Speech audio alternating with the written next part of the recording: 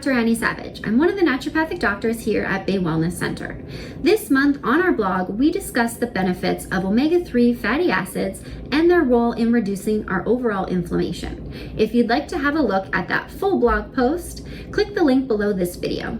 So this month, we are discussing the benefits of omega-3 fatty acids in our diet and how they can provide some protective qualities specifically to our heart while reducing our overall inflammation. Inflammation is from our immune system's response to negative stimuli.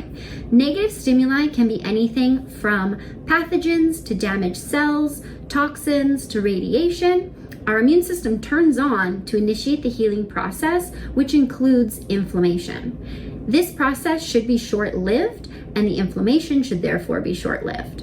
What happens in the way that we live today, we have so much negative stimuli that our body is kind of always turned on. That immune system is always turned on, and then we can get into these situations of chronic inflammation. That's what we want to avoid. So today we're going to discuss how we can increase our omega-3 fatty acid profile to decrease that inflammation and resolve some symptoms. Omega-3 fatty acids reduce our body's overall inflammation. We can track inflammation in the blood using different cells from that immune system response. Interleukins and cytokines are two examples of that. In one way that we can track our inflammation objectively through the blood using those interleukins or cytokines is with rheumatoid arthritis. So rheumatoid arthritis is an inflammatory type of arthritis that can cause joint swelling and joint pain, especially in the hands. One study that we've looked at has shown that we can increase our omega-3 fatty acids, and it actually will help to decrease that interleukin 1 or that inflammatory response. And we also see less swelling and less joint pain for those people who have inflammatory arthritis. We also know that omega-3 fatty acids can decrease our risk of heart disease. It can also decrease our risk of Alzheimer's, cancer, arthritis, like I just mentioned, and depression. So how is omega-3 fatty acid helping protect our heart? Omega-3 fatty acids are a part of all of our cell walls, and they are meant to help maintain the fluidity and flexibility of those cell walls. This becomes very important with our blood vessels, especially the blood vessels in and around our heart. We need those vessels to be very flexible, malleable, with a lot of fluidity so that blood can get through without a lot of turbulence. When you're eating a lot of omega-3 fatty acids, you are actually creating metabolites, or the breakdown products of those omega-3 fatty acids are positive. They are anti-inflammatory. So they actually help to incorporate into the cell wall, creating this fluid, flexible cell wall, which helps protect our heart. This also helps to lower our blood pressure by reducing that turbulent blood flow. One of the problems we have in North America is simply the way that we live. The way that we live actually increases our inflammation a lot. So we want to shift that and add in those omega-3 fatty acids to help protect us and reduce our overall inflammation. So inflammation can be elevated from the way that we live, meaning our high stress lives, the fact that we don't sleep enough or that we don't exercise enough, or that we have a lot of processed foods or fast foods in our diet. Sugar, alcohol, and dairy are all inflammatory foods as well. So most people are consuming those. What we want to do to reduce our overall inflammation is shift that profile a little bit. So let's look at reducing our inflammation. One of the ways we can do that is by supplementing with omega-3 fatty acids. Omega-3 fatty acids come in either a liquid form or a capsule form.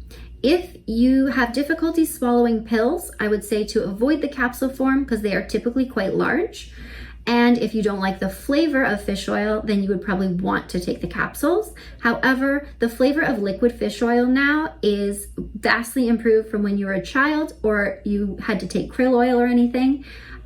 Now we have lots of flavors. One of them I know is key lime pie, and they're actually coming out with gel form. So they're not just oils with a weird texture. You can get kind of a gel with a really good flavor. They're really kid friendly as well. Keep your fish oil in the fridge, and that will help you avoid any type of fish burps throughout the day.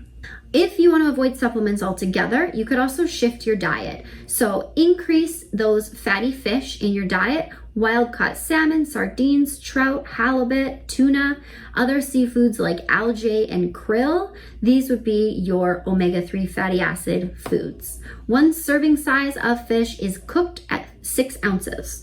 And you want to consume that 3 to 4 times a week. What we can also do to avoid that inflammation is avoid those triggering things: the dairy, gluten, processed foods, sugar, and alcohol.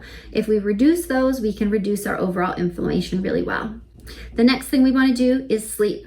We should be sleeping on a schedule, getting to bed by, say, 10 o'clock at night, getting up around 6 or 7.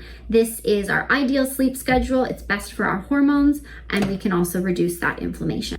Lastly, we want to move our body. So we need to do some type of exercise every single day. This doesn't have to be wildly strenuous. It can be walks, stretching, yoga, light jogs, go to an exercise class, anything to move your body about 30 minutes a day.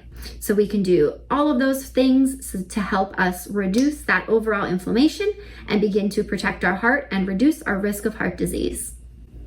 In our practice at Bay Wellness Center, we work with many different types of people, but everybody is busy.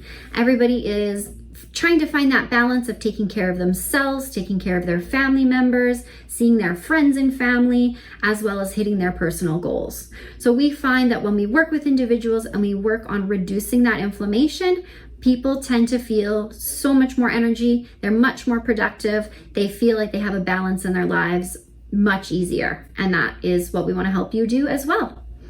So don't forget that we are approaching the end of the year. If you've got any extended benefits that you haven't used, they don't roll over. They actually expire at the end of the year. So now would be a great time to start your health journey and use those extended benefits.